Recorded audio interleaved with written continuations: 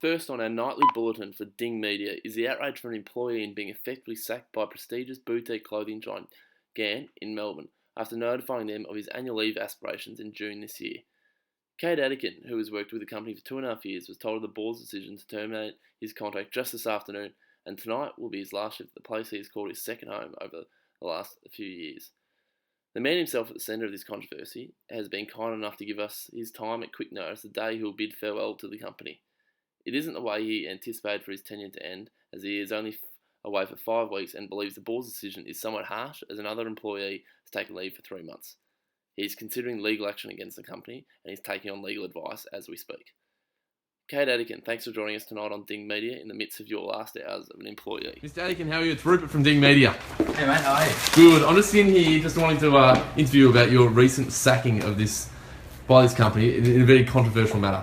Now, what's your first response? It's obviously a bit gutted, given the amount of time I've been here. Yeah, fair to say that you've been dealt a harsh lesson, going away for 5 weeks and then being told you haven't got a job on return. What's your initial response to the board of directors' decision? I mean, it is a bit stiff given the amount of work I've put in, especially with some of my colleagues over summer. We're only 21 years old, and we had to act as interim managers and work 40 plus hour weeks over summer. I feel like we haven't really got the recognition we deserve. Yeah, right. At the end of the day, business is business. So. Yeah, for sure. What do you have a message to send to them, or how they go about it next time? What did you think? The staff turnover is obviously pretty high. I just think they need obviously think about the structural and motives a bit better when it comes to. You seem pretty shattered, to be honest, mate. As tonight is your last shift, what's your final message you want to send to the company and to give people a bit of a lesson of how to deal with it in the future? Because as this has been your store for 2.5 years, what's a good message?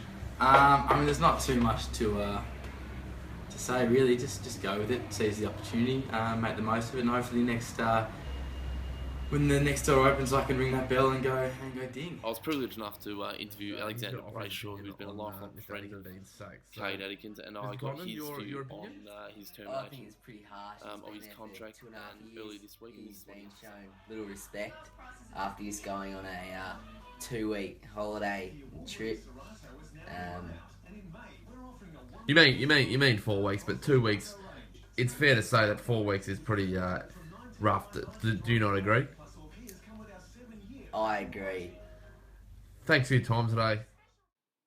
Thanks for joining us tonight on Ding Media for this very controversial topic of Cade Atkin being sacked from Gant in the city. I hope the wider community have taken note of this, and for future situations involved in termination of the contract, they've learned a lesson from Mr. Atkin's situation.